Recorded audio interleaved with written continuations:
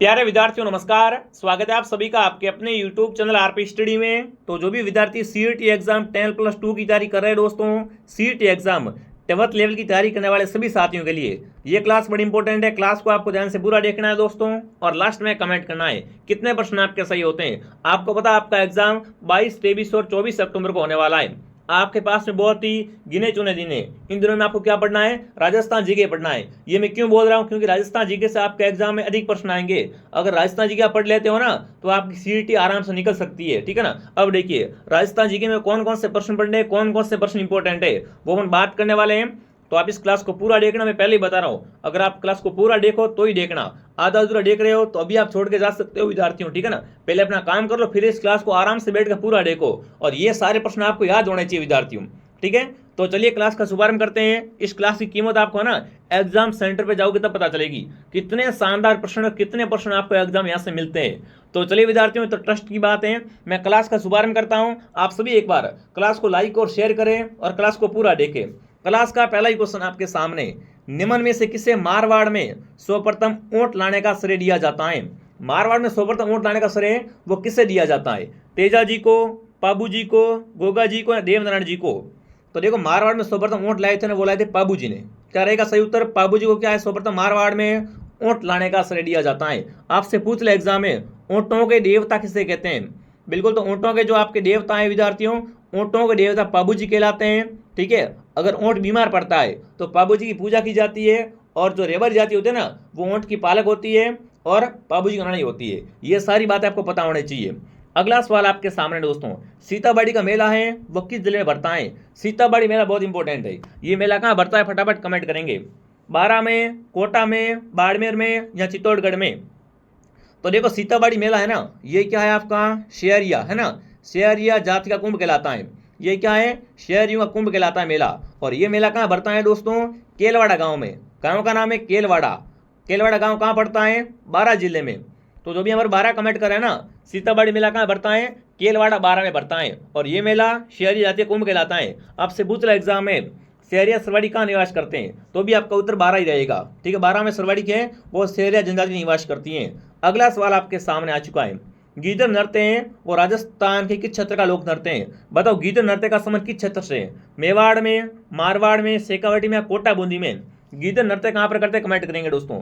तो गीदड़ नृत्य है ना वो शेखावाटी का लोक नृत्य है। गीदड़ क्या है विद्यार्थियों? शेखावाटी का लोक नृत्य है। बिल्कुल सी ऑप्शन आपका सही है। अगला सवाल आपके सामने, मावट जिससे होती है? देखो मावट पहले बात होती क्या है, नाम मिला है मावट। मावट क्या होती पता ना आपको? मावट है शीतकाल की वर्षा, ठीक है ना। बिल्कुल, मावट क्या है? शीतकाल की वर्षा होती है। जब सर्दियों में वर्षा होती है उससे क्या बोलते हैं? मावट बोलते हैं। अब मावट होने का कारण क्या है? पश्चिमी विक्षोभ से, दक्षिणी पूर्वी मानसून से, उत्तर पूर्वी मानसून से या उत्तर पश्चिमी मानसून से? तो मावट किससे होती है विद्यार्थियों? मावट होती है पश्चिमी विक्षोभ से, ठीक है ना। मावट किन से होती है? पश्चिमी विक्षोभ से होती है।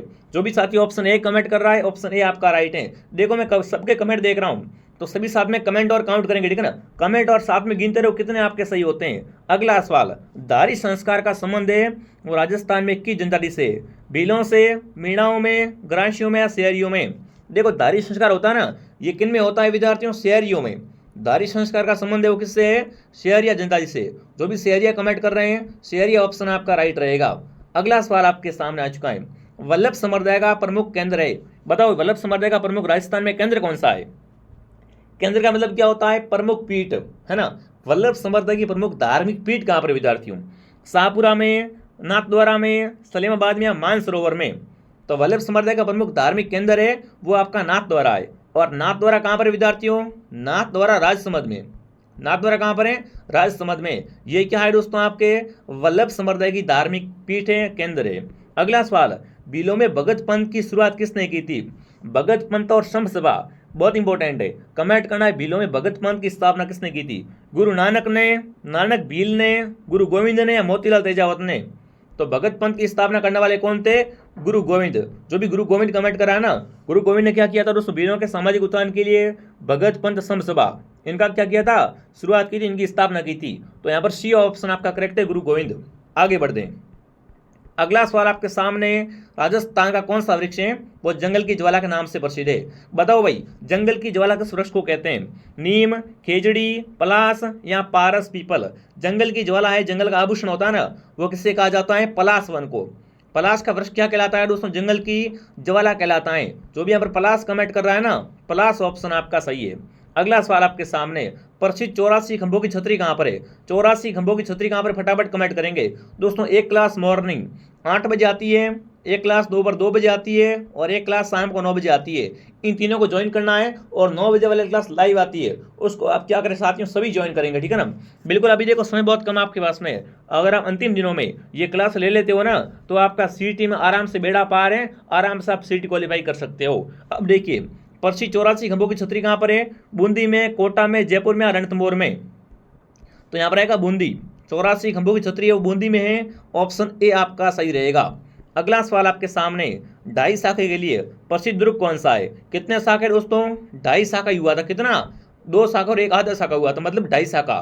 बिल्कुल, किस दुर्ग में हुआ था? चित्तौड़गढ़ में, सोनारगढ़ में, मेहरानगढ़ में या सुवर्णगिरी में? तो 2.5 शाखा के लिए प्रसिद्ध दुर्ग है वो आपका सोनारगढ़ है। सोनारगढ़ किला जैसलमेर में है। सोनारगढ़ दुर्ग कहाँ पर विद्यार्थियों? जैसलमेर में है। पीले पत्थरों से बना हुआ है और त्रिकुट पहाड़ी पर है। कौन सी पहाड़ी पर विद्यार्थियों? त्रिकुट पहाड़ी पर बना हुआ है, ठीक है। बहुत ही शानदार प्रश्न है। जो भी ऑप्शन बी कमेंट कर रहा है, बी ऑप्शन आपका सही है। ये क्या है दोस्तों? दुर्ग आपका 2.5 शाखे के लिए प्रसिद्ध है। अगला सवाल आपके सामने, राजस्थान का कौन सा शहर बेल बूटों की छपाई की पारंपरिक कला के लिए जाना जाता है? देखो, आपसे पूछा है राजस्थान का कौन सा शहर है ना, वो बेल बूटों की छपाई के लिए प्रसिद्ध है विद्यार्थियों। बगरू, लाडनू, नीवई या किशनगढ़? तो देखो, बेल बूटों की छपाई के लिए आपका बगरू, ठीक है ना। बेल बूटों की छपाई के लिए बगरू शहर आपका प्रसिद्ध है। जो भी ऑप्शन ए कमेंट कर रहा है, ऑप्शन ए आपका राइट है। दोस्तों, क्लास को ध्यान से पूरा देखना है। जिसने भी वीडियो को लाइक नहीं किया है, वीडियो को लाइक और सब्सक्राइब जरूर करें। अगला सवाल आपके सामने, ताराबाद की ओढ़नी राजस्थान की किन स्त्रियों में लोकप्रिय है? जाट स्त्रियों में, गुजर स्त्रियों में, राजपूत महिलाओं में या आदिवासी महिलाओं में? तो ताराबाद की ओढ़नी है ना, वो आदिवासी महिलाओं में क्या होती है? लोकप्रिय होती है, ठीक है ना। ताराबाद की ओढ़नी किसमें लोकप्रिय है? आदिवासी स्त्रियों में। अगला सवाल दोस्तों आपके सामने पूछा है कि जनजाति में पुरुषों में स्त्रियों की तरह गहने पहनने का अब रिवाज होता है। अब देखो, पुरुष क्या करते हैं? स्त्रियों की तरह गहने पहनते हैं। किसमें पहनते हैं? सांची जनजाति में, कंजर में, डामोर में या शहरियों में? तो बिल्कुल, आपके जो डामोर होते हैं, डामोर जाति के लोग, वो उसमें क्या करते हैं? महिलाओं की तरह पुरुष भी गहने पहनने का रिवाज होता है इनमें। सी ऑप्शन आपका सही है। देखो, अलग अलग रीति रिवाज होते हैं और रीति रिवाज से बहुत सारे प्रश्न आते हैं विद्यार्थियों। अगला सवाल आपके सामने, राजस्थान में मीनाकारी की थेवा कला के लिए कौन सा स्थान प्रसिद्ध है? बाड़मेर, जोबनेर, नाथद्वारा या प्रतापगढ़? देखो, थेवा कला है ना, थेवा कला वो प्रतापगढ़ की प्रसिद्ध है। कहाँ की ये दोस्तों थेवा कला प्रसिद्ध? प्रतापगढ़ की। और थेवा कला के लिए सोनी परिवार, थेवा कला के लिए सोनी परिवार प्रसिद्ध है। ये भी आपको पता होना चाहिए। यहाँ से भी प्रश्न बन सकता है, ऑप्शन डी सही रहेगा, प्रतापगढ़। देखो, साथ में गिनते रहना सही कितने होते हैं। कम से कम आपके यहाँ पर क्या 50 में से 30 प्लस तो सही होना ही चाहिए। अगला सवाल आपके सामने, पुरुषों द्वारा गहना पहना जाने वाला आभूषण निम्न में से कौन सा है? इनमें से बताना है कौन सा आभूषण पुरुष पहनते हैं। टुड्डा, बोरला, मुर्किया या बगड़ी? बगड़ी है, बंगड़ी। बंगड़ी तो देखो महिलाएं पहनती है, बोरला भी महिला है, टुड्डा भी महिला है। पर जो मुर्कियाँ होती हैं, मुर्कियाँ, वो क्या होता है? पुरुष के कान का आभूषण होता है मुर्कियाँ। मुर्कियाँ क्या है दोस्तों? पुरुष के कान का आभूषण होता है। अगला सवाल आपके सामने, तेरताल नृत्य हैं, ये किस देवता को समर्पित है? तेरताल नृत्य ये दोस्तों कामड़ जाति की महिलाएं करती है। कौन करती है? कामड़ जाति की महिलाएं करती है, ठीक है। और ये दोस्तों किसका नृत्य है? रामदेव जी को समर्पित है। बिल्कुल, रामदेवरा मेला भरता रोनीचा का, इसमें ये कौन सा नृत्य किया जाता है? कामड़ जाति की महिलाओं के द्वारा यहाँ पर तेरताल नृत्य किया जाता है। तो तेरताल नृत्य है वो रामदेव जी को समर्पित है। सी ऑप्शन आपका सही है। अगला सवाल आपके सामने पूछा है, मलिनाथ जी का पुष्प मेला भरता है परबतसर में, तिलवाड़ा में, झालरापाटन में या सवाई माधोपुर में? तो मलिनाथ जी का पुष्प मेला भरता है तिलवाड़ा में, तिलवाड़ा बालोतरा में। तिलवाड़ा बालोतरा में क्या भरता है आपका? मलिनाथ जी का पुष्प मेला भरता है। बहुत ही शानदार प्रश्न है। अगला सवाल आपके सामने, राजस्थान में उंद्रिया पंथ किसमें प्रचलित है? बताओ भाई, उंद्रिया पंथ का संबंध किसमें है दोस्तों? भीलों में है, मीणाओं में, शहरियों में या ग्रासियों में? उंद्रिया पंथ है ना, वो किसमें दोस्तों प्रचलित है? तो उंद्रिया पंथ का संबंध है भीलों से, ठीक है ना। उंद्रिया पंथ है वो भीलों में प्रचलित है। जो भी ऑप्शन ए कमेंट कर रहा है, ऑप्शन ए आपका सही है। अगला सवाल आपके सामने, जीण माता का मेला राजस्थान के किस जिले में वर्ष में 2 बार आयोजित होता है? देखो, जीण माता का मेला है ना, किस जिले में वर्ष में क्या बढ़ता है? वर्ष में 2 बार बढ़ता है। सिरोही में, सीकर में, जालौर में, सवाई माधोपुर में। प्रश्न की लैंग्वेज समझिए, तो बिल्कुल यहाँ पर क्या रहेगा? सीकर। सीकर में क्या है दोस्तों? खाटू श्याम मंदिर भी है और यहाँ पर जीण माता का मेला भी है जो वर्ष में 2 बार बढ़ता है। बहुत ही शानदार प्रश्न है। अगला सवाल आपके सामने, निम्न में से कौन सा संस्कार जन्म से संबंधित है? इनमें से बताओ जन्म का संस्कार कौन सा है? सामेला, जडूला, बान या मौसर? तो देखो जन्म का संस्कार है जडूला, ठीक है ना। जडूला क्या है दोस्तों? आपका बिल्कुल जन्म का संबंधित संस्कार है। ऑप्शन बी आपका सही है। अगला सवाल आपके सामने, निम्न में से किस लोक नृत्य में वाद्य यंत्र का प्रयोग नहीं किया जाता है ना? इनमें से बताओ किस नृत्य में वाद्य यंत्र का प्रयोग नहीं करते हैं? चरी, गवरी, वालर या डांडिया? तो वालर गरासियों का नृत्य है। वालर क्या है दोस्तों? आपका गरासिया जाति का नृत्य है और वालर सिरोही का, ठीक है ना। वालर है वो आपका सिरोही का प्रसिद्ध है दोस्तों। ये क्या है? आपका वाद्य यंत्र रहित नृत्य, इसमें है ना वाद्य यंत्र का प्रयोग नहीं करते हैं। सी ऑप्शन आपका सही है। क्या रहेगा सही उत्तर? सी ऑप्शन आपका सही रहेगा। अगला सवाल आपके सामने, राजस्थान के किस जिले में रानी जी की बावड़ी है? रानी जी की बावड़ी कहाँ पर है? कोटा में, बूंदी में, बारां में या झालावाड़ में? रानी जी की बावड़ी पूछ ले एग्जाम में तो बूंदी में क्या है दोस्तों? आपके रानी जी की बावड़ी है, ठीक है। बूंदी क्या है? बावड़ियों का शहर है दोस्तों, ये भी पता होना चाहिए। बावड़ियों का शहर कौन सा है? बूंदी। और नवाबों की नगरी टोंक। अगला सवाल आपके सामने, निम्न में से कौन सा राजस्थान का राज्य पुष्प है? बताओ भाई, राजस्थान का राजकीय पुष्प कौन सा है? रोइडा, कमल, पलाश या जैस्मिन? तो राजस्थान का राजकीय पुष्प है रोइडा, ठीक है ना। रोइडे का वैज्ञानिक नाम है टेकोमेला अंडुलेटा। आपसे पूछ लो एग्जाम में रोइडे का वैज्ञानिक नाम, तो क्या है? टेकोमेला अंडुलेटा। और खेजड़ी का प्रोसोपिसिनेरिया। ये बातें आपको पता होनी चाहिए, ठीक है ना। एग्जाम देने जाने से पहले इस क्लास को आराम से देख लेना। और अभी जो क्लास आ रही है दोस्तों 15 दिन में, वो क्लास से आपके लिए रामबाण साबित होगी। क्लास को डेली देखते रहो। अगला सवाल, अरसत माता का मंदिर है और चांद बावड़ी कहाँ पर है?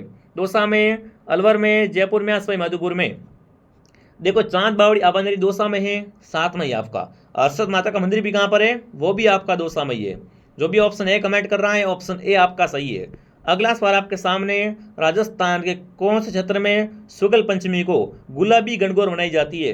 दोस्तों गुलाबी गणगौर है ना, वो कहाँ मनाई जाती है? बूंदी में, उदयपुर में, जोधपुर में, नाथद्वारा में? तो गुलाबी गणगौर है वो दोस्तों है ना चैत्र शुक्ल पंचमी को कहाँ पर? नाथद्वारा राजसमंद में। ये राजसमंद में दोस्तों आपका नाथद्वारा है, जहाँ पर क्या मनाई जाती है दोस्तों? चैत्र शुक्ल पंचमी को गुलाबी गणगौर मनाई जाती है। अगला सवाल दोस्तों आपके सामने, राजस्थान में जंगली मुर्गों के लिए प्रसिद्ध अभयारण्य, बताओ भाई जंगली मुर्गों के लिए प्रसिद्ध अभयारण्य कौन सा है? दर्रा, जयसमंद, माउंट आबू, रामगढ़ विस्तारी? तो जंगली मुर्गों के लिए प्रसिद्ध अभयारण्य आपका माउंट आबू अभयारण्य। कहाँ पर है? माउंट आबू सिरोही में दोस्तों। ये क्या है? जंगली मुर्गों के लिए प्रसिद्ध अभयारण्य है। बहुत ही शानदार प्रश्न है। अगला सवाल आपके सामने, मोरनी मारना क्या पूछा है? मोरनी मारना रस्म होती है, इसका संबंध किससे है? भीलों से, मीणाओं से, डामोर से या ग्रासियों से? तो मोरनी मारना इसका संबंध मीणाओं से। किससे है? मीणा जनजाति से इसका संबंध है। जो भी ऑप्शन बी कमेंट कर रहा बी करेक्ट है। अगला सवाल आपके सामने, राव जयच्छिरो छंद ग्रंथ की रचना किसने की? ग्रंथ कौन सा है? राव जयच्छिरो छंद। बिल्कुल ग्रंथ की रचना किसने की है? वीर बाण ने, कर्णिदान ने, बिट्टू सूजा ने या केशवदास ने? तो यहाँ पर आएगा बिट्टू सूजा, ठीक है ना। राव जयच्छिरो छंद इसकी रचना किसने की है? बिट्टू सूजा ने। सी ऑप्शन आपका राइट है। रचना वगैरह आपको सारी चीजें आनी चाहिए, तभी आप एग्जाम में क्या है क्वालिफाई कर पाओगे। अगला सवाल, धरती दोहरारी रचनाएं, रचना कौन सी है? धरती दोहरारी किसकी रचना है? मेघराज मुकुल की, रेवतदास चरण की, सत्यप्रकाश जोशी की या कन्हैयालाल सेठिया की? तो धरती दोहरारी है ना वो किसकी है? कन्हैयालाल सेठिया की रचना है। धरती दोहरारी किसकी रचना है दोस्तों? कन्हैयालाल सेठिया के विद्यार्थियों। अगला सवाल आपके सामने, हल्दीघाटी युद्ध को मेवाड़ की थर्मोपॉली किसने कहा है? बहुत ही शानदार प्रश्न है ना। हल्दीघाटी युद्ध कब हुआ था? 1576 में हुआ था। अब बताओ इसको है ना, इसको मेवाड़ की थर्मोपॉली किसने कहा है? बंदायूनी ने, अबुल फजल ने, कर्नल टॉड ने या इनमें से कोई नहीं? तो बिल्कुल मेवाड़ के थर्मोपॉली है हल्दीघाटी को है ना कर्नल टॉड ने कहा है। कर्नल जेम्स टॉड क्या है? इसे घोड़े वाला बाबा भी कहते हैं और ये राजस्थान के इतिहास का पिता है, ठीक है। राजस्थान के इतिहास का पिता है, जनक कौन है? Colonel Tod. अगला सवाल आपके सामने, राजस्थान का प्रथम जैविक उद्यान है अंकल, शेरगढ़, नाहरगढ़ या वन विहार? राजस्थान का प्रथम जैविक उद्यान है वो आपका बिल्कुल नाहरगढ़ है। जो भी नाहरगढ़ कमेंट कर रहा है नाहरगढ़ ऑप्शन आपका राइट रहेगा। अगला सवाल आपके सामने, पंचीड़ा नामक गीत है, इसकी रचना किसने की? बताओ भाई पंचीड़ा गीत किसका है? सीताराम लालस का, मोतीलाल तेजावत का, जमनालाल बजाज का या माणिकलाल वर्मा का? तो पंचीड़ा गीत है दोस्तों ये किसका है? माणिकलाल वर्मा का, ठीक है। पंचीदा गीत किसने लिखा था? माणिकलाल वर्मा लिखा है। ऑप्शन डी आपका करेक्ट है। अगला सवाल दोस्तों आपके सामने, कछवा राजवंश के संस्थापक थे, बताओ भाई कछवा राजवंश की स्थापना किसने की थी? जय सिंह ने, भारमल ने, दुले राय ने या कोकिल देव ने? कछवा राजवंश के आपके संस्थापक पूछ ले आपसे एग्जाम में तो दुले राय, ठीक है ना। कछवा राजवंश की स्थापना किसने की थी? दुले राय ने की थी। सी ऑप्शन आपका करेक्ट है। लीजिए दोस्तों अगला सवाल आपके सामने पेश है। क्या पूछा है? निम्न में से आमेर के किस शासक ने सर्वप्रथम मुगलों के साथ में संधि की थी? बताओ आमेर में ना, आमेर में किस शासक ने सर्वप्रथम मुगलों के साथ में संधि की थी? भारमल, मान सिंह, ईश्वरी सिंह या भगवंत दास? तो यहाँ पर आएगा भारमल। आपको पता है भारमल की पुत्री थी हरकाबाई। भारमल की पुत्री कौन थी? हरकाबाई। इसने क्या किया था? अपनी पुत्री का विवाह अकबर के साथ में करवा दिया था। ये भी आपको पता होना चाहिए। ऑप्शन ए आपका राइट है। अगला सवाल, जयपुर नगर की स्थापना के समय जयपुर का मुख्य वास्तुकार कौन था? जयपुर का वास्तुकार ने आपसे पूछे कि जयपुर का नगर नियोजक कौन था? तो क्या आएगा? लालचंद, राजवल्लभ, मंडन या दोस्तों विजयेंद्र भट्टाचार्य, ठीक है ना। तो बिल्कुल आपका यहाँ पर विजयेंद्र भट्टाचार्य, ये क्या था आपका? जयपुर नगर की स्थापना के समय जयपुर का वास्तुकार था कौन? विजयेंद्र भट्टाचार्य। बहुत ही शानदार प्रश्न बनता है यहाँ से। अगला सवाल आपके सामने, जिला जिसमें लोक देवता रामदेव जी की समाधि है। रामदेव जी है ना, रामदेव जी का मेला, ये मेला दोस्तों क्या है आपका? एक सांप्रदायिक सद्भावना का मेला है। यहाँ पर हिंदू भी आते हैं, मुस्लिम भी आते हैं। पर इनकी समाधि कहाँ पर है विद्यार्थियों? बाड़मेर में इनका जन्म हुआ था। बाड़मेर में क्या हुआ था? इनका जन्म हुआ था। जोधपुर में, जैसलमेर में या बीकानेर में? तो बिल्कुल आपके रामदेव जी की समाधि है जैसलमेर में, ठीक है ना। रामदेव जी की समाधि कहाँ पर है? जैसलमेर में। और इनका जन्म हुआ था बाड़मेर में, ये आपको पता होना चाहिए। अगला सवाल पूछा, संत बाबू जी के शिष्य है। संत बाबू जी के शिष्य कौन होते हैं? जाट, छिपा, रेबारी या गुर्जर जाति? अब देखो बाबू जी ऊँटों के देवता हैं और ऊँट पालक जाति होती है रेबारी जाति। मतलब संत बाबू जी के शिष्य होते हैं रेबारी। कौन होते हैं? रेबारी जाति, राई का होते हैं, ठीक है। अगला सवाल आपके सामने, राजस्थान लोकगीतों में गाया जाने वाला नेत्रदा भरतार किस दो देवता के संदर्भ में है? नेत्रदा भरतार गीत गाते हैं, उसमें आपको बताना है कि नेत्रदा भरतार है ना, वो किससे कहा गया है? तेजा जी को, अड़बू जी को, रामदेव जी को या गोगा जी को? तो देखो नेत्रदा भरतार वो कौन थे आपके? फटाफट सभी कमेंट करेंगे। चलिए, बिल्कुल रामदेव जी। रामदेव जी की पत्नी का नाम क्या था दोस्तों? रामदेव जी की पत्नी का नाम था विद्यार्थियों बिल्कुल नेतल, इसलिए इन्हें क्या कहते हैं? नेतल का भरतार कहते हैं। अगला सवाल, कार्तिक माह में चंद्रभागा पशु मेला कहाँ भरता है? देखो चंद्रभागा पशु मेला क्या है? हाड़ौती का सुरुंगा मेला है। ये क्या है दोस्तों? हाड़ौती का सुरुंगा मेला है, ठीक है। हाड़ौती का सुरुंगा मेला है। ये मेला कहाँ भरता है? नागौर में, लोणवा में, शिवगंज में या झालरा पाटन में? तो बिल्कुल ये मेला भरता है झालरा पाटन में, ठीक है ना। हाड़ौती का सुरुंगा मेला, चंद्रभागा मेला कहाँ भरता है? झालरा पाटन, झालावाड़ में। ये आपको पता होना चाहिए। अगला सवाल, पुष्कर का पशु मेला कब भरता है? पुष्कर पशु मेला कब भरता? फटाफट कमेंट करेंगे दोस्तों। पुष्कर में एकमात्र आपका बर्मा जी का मंदिर है विद्यार्थियों। और पुष्कर का पशु मेला है ना, ये कब भरता है? चैत्र के महीने में, आषाढ़ में, भाद्रपद में या कार्तिक में? तो बिल्कुल आपका पुष्कर मेला भरता है कार्तिक माह में। पुष्कर का मेला कब भरता है? पशु मेला कार्तिक माह में भरता है दोस्तों। जिसने भी अभी तक वीडियो को लाइक नहीं किया है दोस्तों, आप सभी से रिक्वेस्ट है वीडियो को लाइक करें, शेयर करें, सब्सक्राइब करें। देखो दोस्तों आपसे लाइक से क्या होगा? ये वीडियो अधिक बच्चों के आगे जाएगा, ठीक है। तो आप सभी वीडियो को लाइक करो और साथ में सब्सक्राइब कर लो, क्योंकि अभी देखो 15 दिन पड़े। इन 15 दिन में आपको मैं धुआंधार तैयारी करवाऊंगा, जो अगर आप सभी क्लास देख लेते हो तो आपका बिल्कुल सीईटी में आराम से बेड़ा पार है। 40 के 80% आ जाएंगे, ठीक है ना। अब देखिए, राजस्थानी चित्रकला की जन्मभूमि है मेवाड़, आमेर, मारवाड़ या शेखावटी? राजस्थान की चित्रकला की जन्मभूमि है वो आपकी मेवाड़ है। मेवाड़ ऑप्शन आपका सही है। अगला सवाल दोस्तों आपके सामने क्या पूछा है? अगला सवाल पूछा है, ऊंट की खाल पर चित्रांकन किस शैली की विशेषता है? क्या कर रहे हैं? ऊंट की खाल पर चित्र बनाने, मतलब उस्ता कला। बिल्कुल, ऊंट की खाल पर चित्र बनाना क्या कहलाता है? उस्ता कला कहलाता है। तो उस्ता कला किसकी विशेषता है? मेवाड़ शैली की, बीकानेर शैली, मारवाड़ या किशनगढ़ शैली? यहाँ पर आएगा बीकानेर शैली, ठीक है ना। उस्ता कला का संबंध कहाँ से है? बीकानेर से है। ध्यान रखना, ऑप्शन बी आपका सही है। अगला सवाल आपके सामने, रक्तुद्दीन राजस्थान चित्रकला किस शैली से संबंधित? बताओ भाई। एक चित्रकार रक्तुद्दीन, ठीक है ना, ये रक्नुद्दीन है, इसका संबंध किस चित्रकला शैली से? बूंदी शैली से, मेवाड़ शैली से, बीकानेर शैली से या जोधपुर शैली से? तो यहाँ पर सही उत्तर क्या रहेगा? बिल्कुल आपका उत्तर परफेक्ट आ जाओ, बीकानेर शैली। रक्तुद्दीन का संबंध किस शैली से है? बीकानेर शैली से इसका संबंध है। अगला सवाल आपके सामने, निम्न में से कौन सा दुर्ग है वो गढ़ बिठड़ी कहलाता है? गढ़ बिठड़ी किसे कहते हैं? फटाफट कमेंट करेंगे। तारागढ़ दुर्ग, अचलगढ़, मेहरानगढ़ या सिवानागढ़? तो बिल्कुल गढ़ बिठड़ी आपका तारागढ़ दुर्ग कहलाता है, ठीक है ना। तारागढ़ किला क्या कहलाता है? गढ़ बिठड़ी कहलाता है। अगला सवाल पूछा है, प्राचीन काल में निम्नलिखित में से किस स्थान को ताम्रवती नगरी के रूप में जानते थे? ताम्रवती नगरी कौन सी विद्यार्थियों? बैराठ, अहाड़, बागोर या कालीबंगा? बिल्कुल तांबे की वस्तुएं कहां पर बनती थी विद्यार्थियों? ताम्रवती नगरी है वो आपकी अहाड़ है। घाटपुर, अहाड़ बोलो एक ही बात है। जो भी अहाड़ कमेंट कर रहा है, अहाड़ ऑप्शन आपका राइट है। अगला सवाल बताओ, 7 अग्निवेदिकाएं की पंक्ति प्राप्त हुई है? बताओ भाई, 7 अग्निवेदिकाओं की पंक्ति कहां से प्राप्त हुई है? अहाड़ से, बैराठ से, गणेश्वर से या कालीबंगा से? तो बिल्कुल 7 अग्निवेदिका मिली है वो कहां से मिली है? कालीबंगा से। और ये कालीबंगा दोस्तों हनुमानगढ़ जिले में घग्गर के किनारे, घग्गर नदी के किनारे है। ठीक है, ऑप्शन कौन सा आपका सही रहेगा? ऑप्शन डी आपका करेक्ट रहेगा।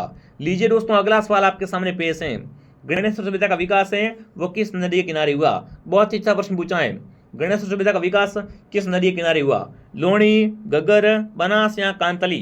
तो बिल्कुल गणेश्वर का विकास है वो कांतली, ठीक है ना, वो कांतली किनारे हुआ है। जो भी ऑप्शन डी कमेंट कर रहा है, डी ऑप्शन आपका सही है। अगला सवाल आपके सामने, किस बीकानेर नरेश ने मुगल सम्राट अकबर की निंदा स्वीकार की थी? इनमें से बताना है कि किस दोस्तों है ना बीकानेर नरेश ने मुगलों के ना अकबर की निंदा स्वीकार की थी? राव बीका, राव राय सिंह, राव लोणकरण या राव कल्याणमल? तो बिल्कुल अकबर ने निंदा स्वीकार की थी किसने? राव कल्याणमल ने। जो भी चाहो कल्याणमल कमेंट कर रहा है, डी बता रहा है, डी ऑप्शन आपका राइट रहेगा। ठीक है दोस्तों, क्लास डेली आती है, क्लास का टाइम बताना है आपको। एक क्लास मॉर्निंग 8 बजे, दोपहर 2 बजे और शाम को 9 बजे। अब तक आपने अगर टेलीग्राम ज्वाइन नहीं किया है तो टेलीग्राम चैनल का नाम है RP स्टडी। टेलीग्राम ज्वाइन कर लो बढ़िया तरीके से और 15 दिन दबा के तैयारी कीजिए। ठीक है, अगला सवाल पूछा है, बीकानेर के कौन सा शासक को है ना उसकी वीरताओं से प्रभावित होकर औरंगजेब ने माई बरातीब की उपाधि दी थी? करण सिंह को, सूरज सिंह को, अनूप सिंह को या दलपत सिंह को? तो ये दोस्तों उपाधि अनूप सिंह किसको मिली थी? अनूप सिंह को मिली थी। जो भी अनूप सिंह कमेंट कर रहा है, सी बता रहा है, सी ऑप्शन आपका सही है। लीजिए अगला सवाल आपके सामने, राजस्थान में साहिबा युद्ध है ना इसका किस वर्ष लड़ा गया? बताओ भाई, साहिबा युद्ध कब लड़ा गया? फटाफट कमेंट करेंगे। चलिए, राजस्थान में साहिबा युद्ध कब हुआ था? देखो आपने, मैंने बोला था शुरुआत में कमेंट करना है ना, कितने सही होते हैं। तो अभी समय आ चुका है। ये लास्ट क्वेश्चन पूछा है, साहिबा युद्ध कब हुआ था? तो साहिबा युद्ध दोस्तों हुआ था 1541 और 42 में। कब? 1541 और 42 में। सी ऑप्शन आपका राइट है। अब आप कमेंट करो, आपके इन 50 में से कितने सही हुए? अगर आपके 40 प्लस सही हो रहे हैं ना तो आपकी तैयारी शानदार है। अब देखो यहाँ पर मैं राजस्थान जी के, कंप्यूटर है, साइंस है, रीजनिंग है, सारे प्रश्न करवाऊंगा। आप बस क्या करो, थोड़ा क्लास को सपोर्ट करो, क्लास को शेयर किया और अपने मित्रों के साथ में एक बच्चा 10 के साथ में शेयर करेगा। ठीक है, क्लास को लाइक करे, कमेंट करे दोस्तों, और सब्सक्राइब सभी कर लेना। नेक्स्ट क्लास बहुत जल्दी आने वाली है। मिलते हैं शाम को 9 बजे लाइव। जय हिंद, जय भारत।